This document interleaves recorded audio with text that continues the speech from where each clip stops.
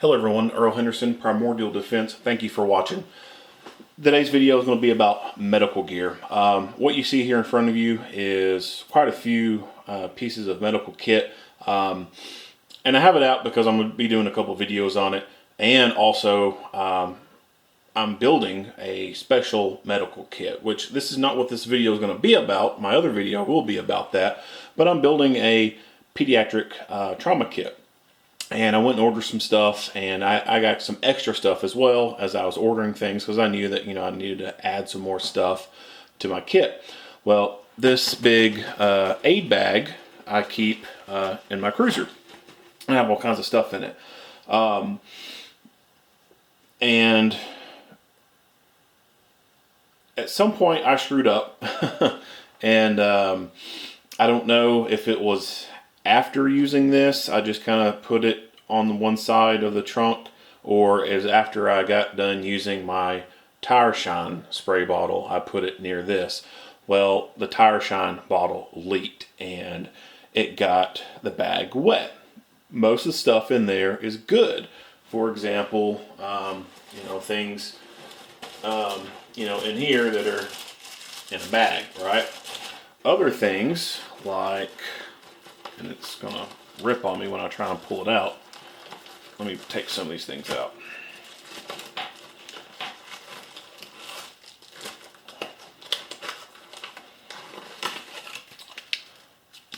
So this is wet and it still has a vacuum seal on it.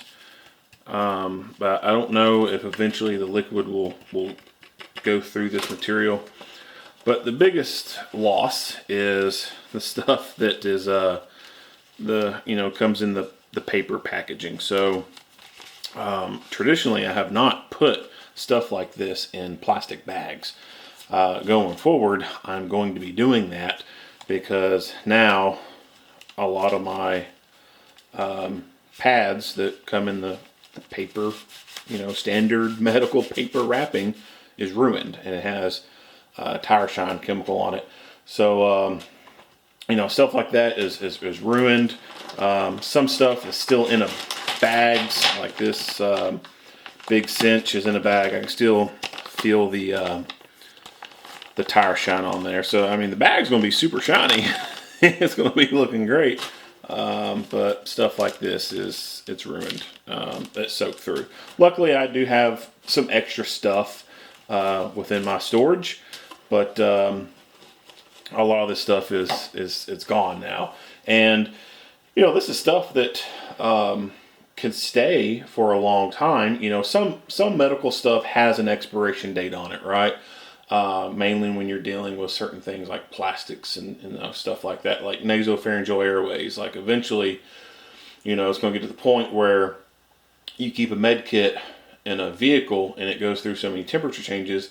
Eventually that MPA is not going to be as good as it came off the factory floor. So there are, some things medical wise that do kind of have an expiration date on it. Other things like gauze pads, I mean, someone could maybe prove me wrong, but I don't believe that gauze pads have an expiration date on them.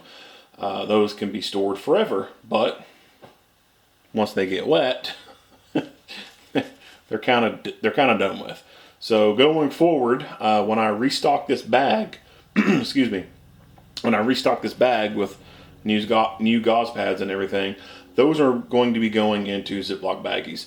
Now, why haven't I done this? I don't know. I mean, I within my my survival bags, my go bags, those kind of things, the contents that are in those backpacks, a lot of that stuff is in little Ziploc baggies.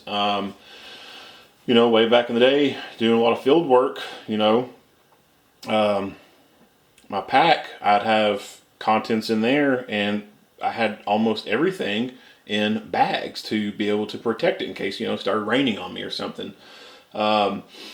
Traditionally, I've just never, put stuff in bags inside the medical kit because I've never run into this issue where something has, spilled onto the bag and gone through it and soaked stuff. So going forward, that's what I'm going to be doing.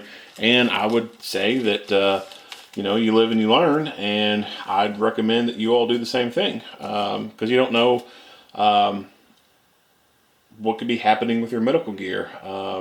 The bag, I mean, ideally, it stays in a dry place. The trunk of my car should be mostly dry. But if I have, containers in there that have liquid in it and they spill, then obviously it's no longer a dry environment. If you keep med kits in your house, what if you have a bad storm come through and rips the part of the ceiling off, and then you've got a lot of rain coming in, it soaks your gear and everything. That's an issue. If you're, gone on a trip, or, don't even have to be a long trip, it could be a short trip, and you have some type of pipe burst in the house, and you got water leak inside the house, and it goes to the area that you keep your trauma gear. Well, if you got the paper wrapped gauze pads and stuff like that, it could be potentially ruined. When it comes to stuff like this, I can feel the stuff on the outside of this package. When I squeeze it, I don't think there's anything in there. I don't want to break the seal on this, but I'm probably going to have to double check and make sure that this is dry in there.